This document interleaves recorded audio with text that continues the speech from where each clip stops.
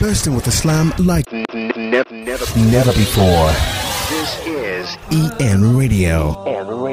Nigeria's first Muslim radio. Assalamu alaikum.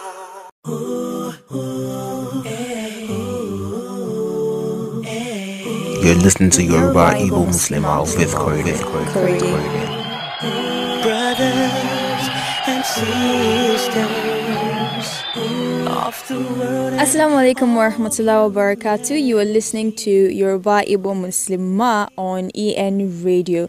Today's episode will be the final episode. So remember when I said in the first episode that there are Igbo Muslims, and there are few, but they're there.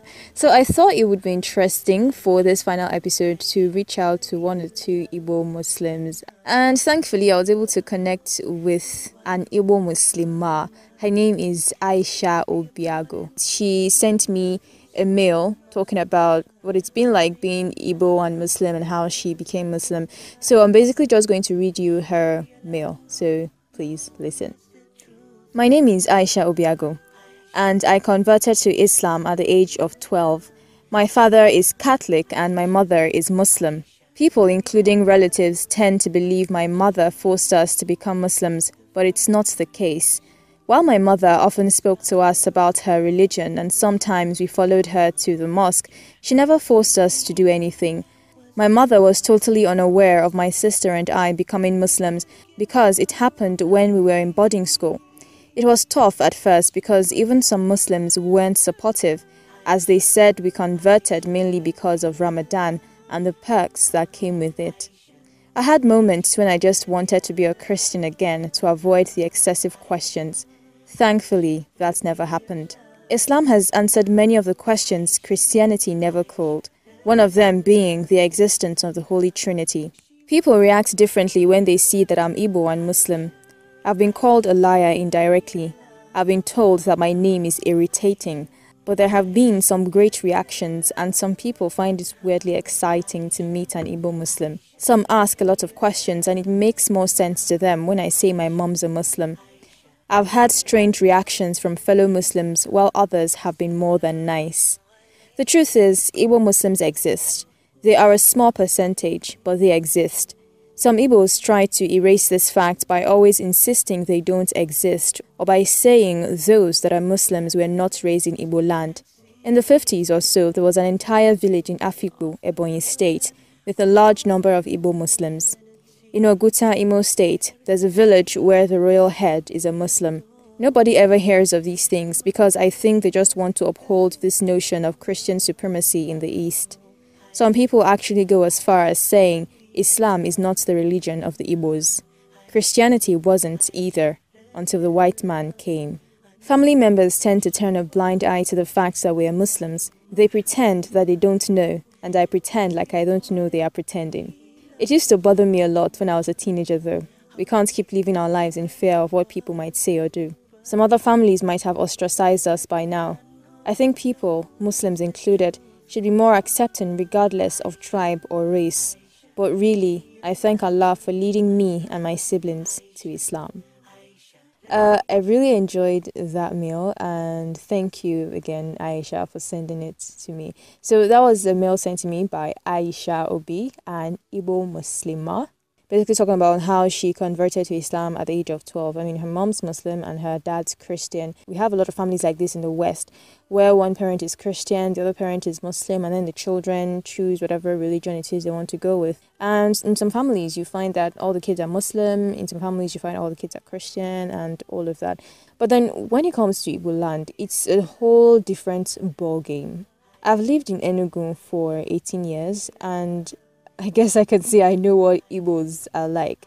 I've come across Igbos who would tell you that it is not possible for an Igbo man to be Muslim. A lot of Igbos do not believe that an Igbo person can ever accept Islam. They imagine that the Hausas are Muslims and Muslims are the Hausas and all that. So sometimes I introduce myself as an Igbo person. I like to give the impression that I'm an Igbo Muslim just to see how people react. And it's usually the same way. It's always disbelief. Funny thing is, I realized that as the days go by, I'm getting to know more and more Igbo Muslims.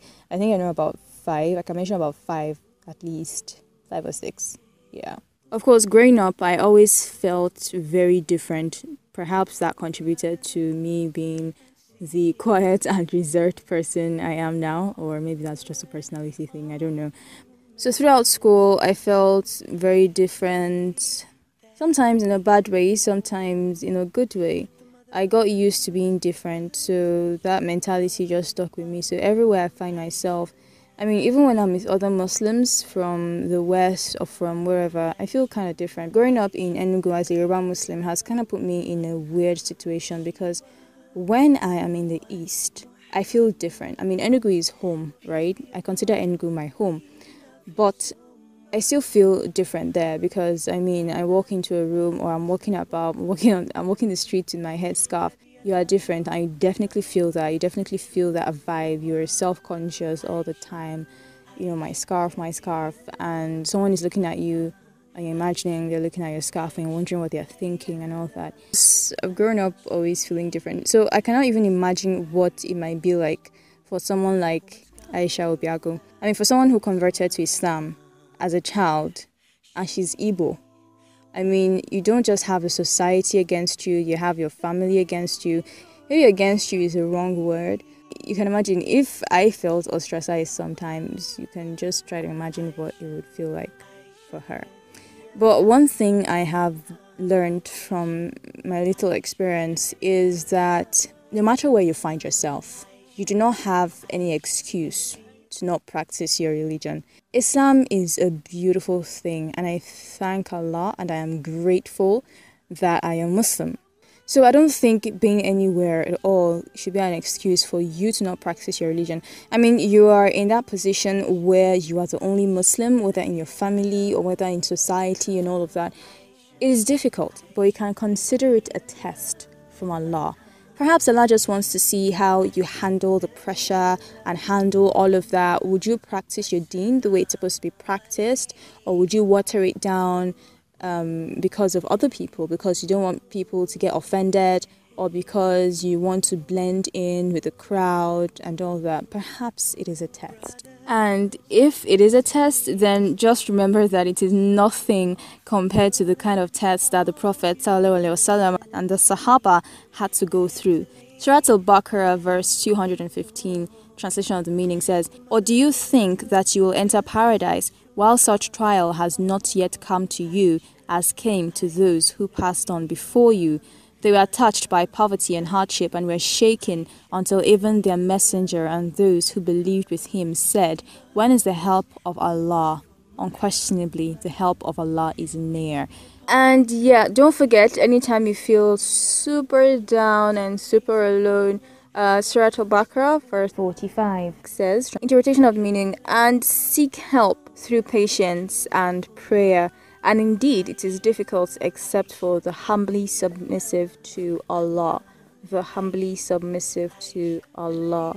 Remember the hadith narrated by Abu Huraira, who said the Messenger of Allah ﷺ said, "Islam began as something strange and will revert to being strange as it began. So give glad tidings to the strangers." So if you ever feel like a stranger, be reminded that you are actually a stranger. So thank you very much for listening to this episode and all the other episodes that you have listened to. And I hope to see you soon on another interesting series. Follow eNarrate on Instagram at eNarrate_revolution. Follow eNarrate on Twitter at eNarrate Radio. You can reach out to me on social media. On Twitter, I am at IamKoreday. On Instagram, I am at Day. So follow me and ask for a follow back and I will follow you back, inshallah. Yes, don't forget Koreday is spelled Korayday.